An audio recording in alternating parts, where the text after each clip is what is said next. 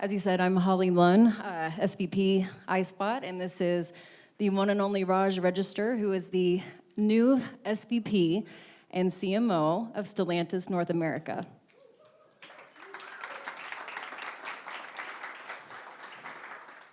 Very exciting. All right, beginning question for you.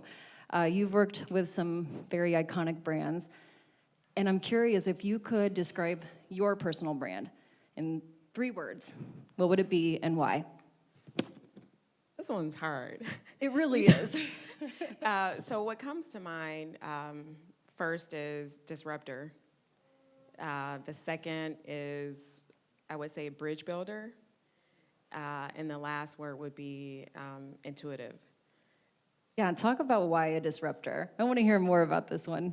I like to break things. I like to break things a lot, but also fail fast and win. And so when I'm in an environment where, being in iconic brands, it's one of those things where it's like, this is what we've done for the last 300 years. And I'm like, so why would we not do something different? Why would we not try to leverage, data or how we do things, how we go to market in a much, broader way, so we're still here for another 100 years? I use bridge builder as my second word. I love coming down and in environments and their silos, and I get to just kick them down. And it's like, why don't you talk to each other? Why are you holding on to the information? Why are you not sharing and collaborating? And in those environments, I'm usually asking tough questions with a smile, of course. But then I'm always, looking with intention to say, okay, if we all work together, profit sharing will be a lot better. Instead of us trying to win individually or on our own. And the last one about intuition is really more probably about my background. So I spent the first part of my career in engineering and just everything's data-driven, how things work. But then when you add the art to the science, that's where the intuition comes in. And I usually am okay with being still and just listening and trying to figure out, well, what should come next? But then listening to my gut, usually that's right. Of, okay, this is how I should be, moving forward. And I try to do that as thoughtfully as I can in the business environment and really encouraging, my teams to come with whatever idea they have. And then I usually just try to chew on it, sink on it, and then, try to move forward. There's so much power in listening, right? What motivated your decision to join Stellantis? It was incredible. So for me, I'll never work in an environment or do something that I don't believe in. I just don't. Life is not a dress rehearsal. It's too short. And so if I'm in an environment that I don't believe in, I don't belong there. So I spent a lot of years at Ford Motor Company, and I had another incredible opportunity to go to Cisco. And I started to miss auto. And my husband and I were, having a conversation. He's like, well, what automotive companies would you even go to? And I'm like, I don't know. I have to think about it. Because there are some where it's like, that would be cool, but not really. And then when Stellantis came along, I thought, wow, that's incredible. Not only is it, for me, a hometown brand, you get to lean into the Americana, but then also, the global aspect and, leveraging even luxury vehicles in a different way than I had ever done before. And so, one, it felt like it made sense. Then within the company, they brought what they had previously, marketing plus the media and consumer analytics together. And I thought, that is the right fit for me. And the opportunity that we have as an organization, not only in the BEV space with, all of our, key launches that we have, but the leadership team as well. And I just had a really enjoyable experience during the interview process, and I felt like, okay, I can do this. And so here I am. I love it. With a career like yours, it didn't happen overnight. I mean, it's been a long journey. I'm sure there was tons of hurdles. There's probably someone or some people that have, mentored you or you've looked up to. Could you talk about them and maybe what they did to shape you to who you are? Yeah, so I'll go over a couple of them. A couple of them are in the room. So one would be Mr. Burt Jordan. When I was at Ford Motor Company, Burt spent a lot of time with me, not only mentoring me, but challenging me. So I would come to him and say, hey, Like, I have this thing happening, like, what would you do? And I don't know if he remembers this, but he would always respond with questions. Like, what are you trying to achieve? What's your intention? What are you trying to solve for? And it really made me think, like, I better bring my big guns when I'm going to talk to Bert, because, you know, he's not for any games. But he also encouraged me and challenged me. The other person in the room would be Mr. Dave Sanabria. So when I was in process of leaving engineering, people treated it as if I was committing some cardinal sin. Like, why would you want to go into marketing? You're such a good engineer.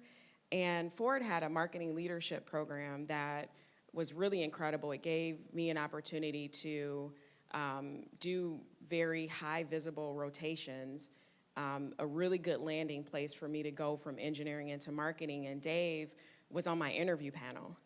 And I got a chance to, like, show him what I was made of and, you know, all of that. And I got accepted into the program. But he didn't just stop there. It wasn't like, hey, you're good to be a marketing leader. He poured into me over the years. Even up into when I left the company, I was in his mentoring circle. And he spent a lot of time just encouraging me and making sure that I had what I needed to make, you know, good choices. And then outside of the industry, there's a woman by the name of Ann Simpowski Ward. I actually met her in a super weird way. I've never done this before, but I was at grad school. I was living in Cologne, Germany, and I went to Duke. They had a dual MBA program at Frankfurt University, or Goethe University in Frankfurt. And she was someone from the city of Detroit, had a very similar background as I did. She was at P&G. And I just wanted to meet her, so I cold called and sent her an email in our alumni network, and she responded. And that was 16 years ago. And she's now part owner of Chicago Sky. She's done some incredible things. She's someone I talk numbers with. She's my sage. You know, I say, hey, Ann, you know, I'm thinking about Stellantis.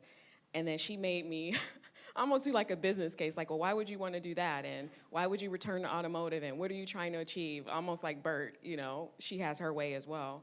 And, you know, just having people like that over the years consistently has been, you know, super important to me. And I'm just super grateful. So thank you to Bert and Dave in the room. And I'll see Ann later this afternoon. That's awesome.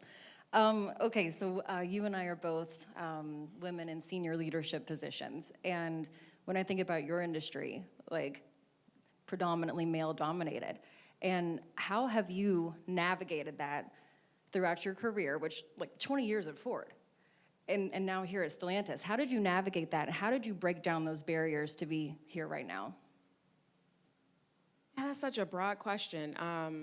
I think it's evolved over the years. So I never think of myself as like the only woman in the room. I always try to figure out, well, how do I change how the room looks after I've left? And so I've been given a lot of grace over the years. I've had some incredible male allies, two I just named.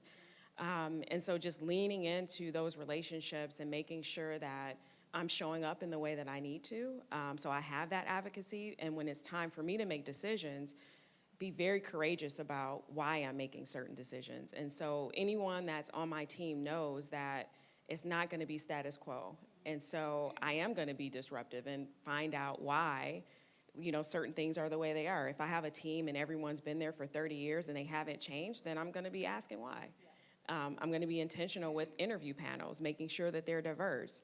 I'm going to be intentional about the rooms that I go into to recruit. So if we always go to the same schools, well, why aren't we going to this conference? Or why aren't we, you know, exploring other opportunities and having different conversations? That's the way you get the best team. And so from my perspective, it is male, female, but it's the broader picture of like, how are you being represented and what do you expect from your teams? And when you encourage, you know, disruptive thinking, or you encourage, you know, things that are not status quo, I think you have an opportunity to change the trajectory of how things have always been. And so I think that's how I've navigated. But then I'm not afraid to say, like, yesterday I was on a call and there was something I saw, like, creatively that I didn't care for. So instead of putting the person on the spot, I just said an IM and said, hey, this woman that you have represented has a family but no husband. Why is that? And then she's like, oh, I didn't think about it that way, my bad. So those are things that I have no issues raising. Or if I see a team full of the same type of person, hey, why is that? Tell me more. Yeah. And if you don't have a good answer, then next step needs to be something different. I like it. It's strong words.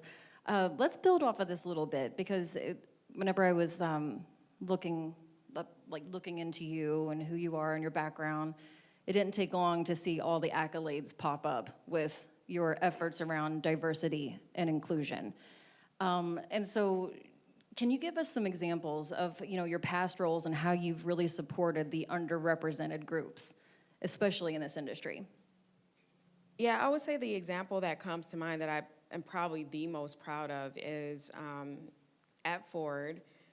There was a period of time where we all have done creative, and we were looking at directors for a particular campaign.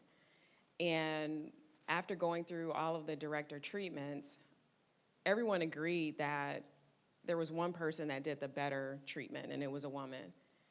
And where things sort of went left was, oh, she doesn't have automotive experience, so we're gonna go with the guy that we're familiar with. And I'm like, are you guys serious? Like, this is the best creative treatment, and we're gonna go with the dude that we already know? I just inherently don't believe this. Yeah. But I was outvoted. So I said, okay, that's cool. So there was an opportunity that we had as a company to be a founding partner of an organization called Free the Work. And many, I would say, conversations that I was a part of, it was always, we can't find them, they don't exist, and if we do find them, they don't have auto experience, and wonk, wonk, wonk. And so Free the Work is an organization that gives a platform for underrepresented creatives.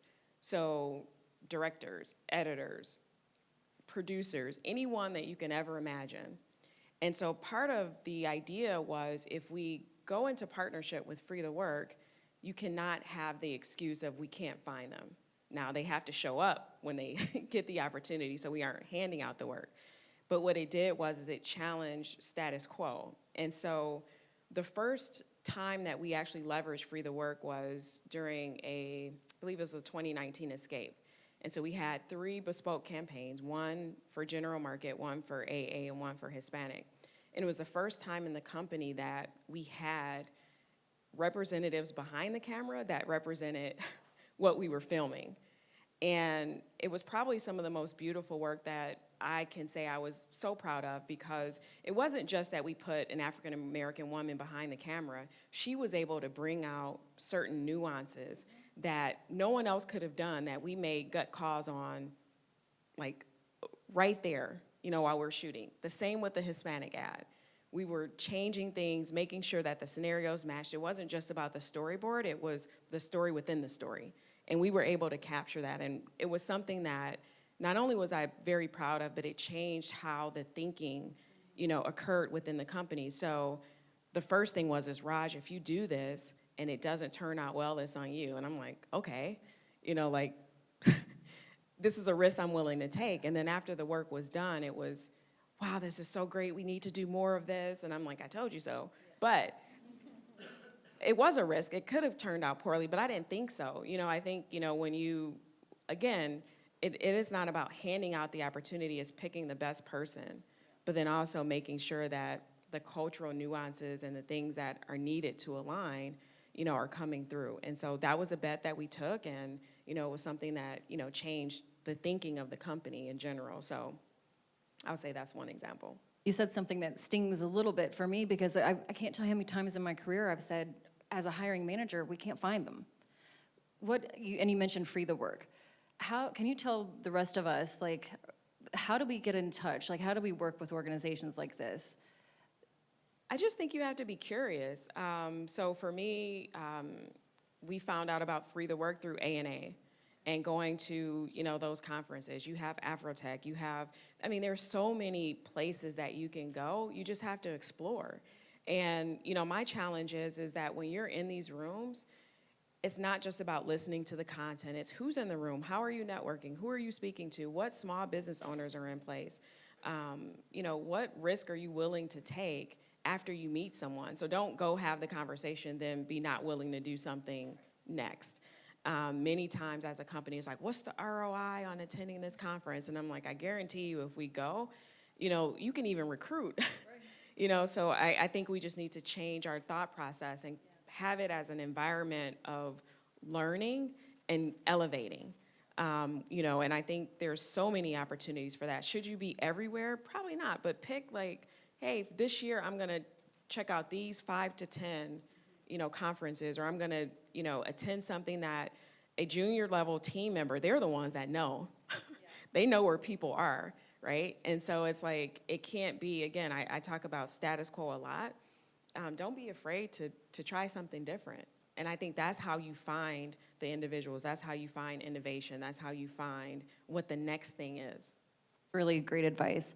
My last question for you, I know this is kind of a Miss America question, so bear with me.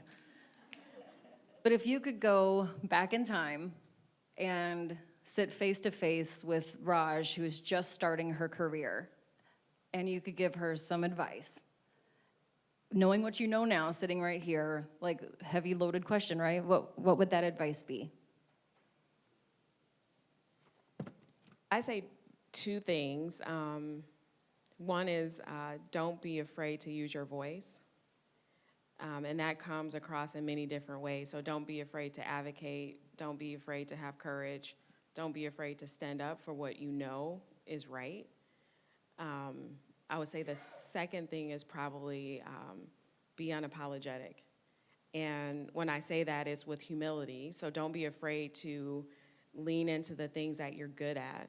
I think for many years, especially in my younger years, it wasn't that I hid, but it was I didn't want to show the world like, oh, I'm good at this thing, and lean into it. And so like once I got comfortable with like, yeah, like one of the things I'm good at is like, if there's chaos, somehow I'm able to figure out what order needs to come from it. And just saying like, okay, I'm good at that. That's okay. It doesn't mean like I'm the best of the best of the best of everything else, but I think just being unapologetic about like your God-given talents, the things that are okay for you to say like, yeah, I can do this. And I think that's how you share with the world. You help elevate others. And so I think if I understood that earlier, maybe the journey might have been a little bit easier. Would that younger Raj have listened? Probably not. But it's great advice nonetheless. Well, this has been a real highlight for me. You're an absolute force of nature, in my opinion. You've given us some great advice, and I wish you all the success in your new role at Stellantis. Thank you. Thank you. I appreciate the time. Thanks, everyone.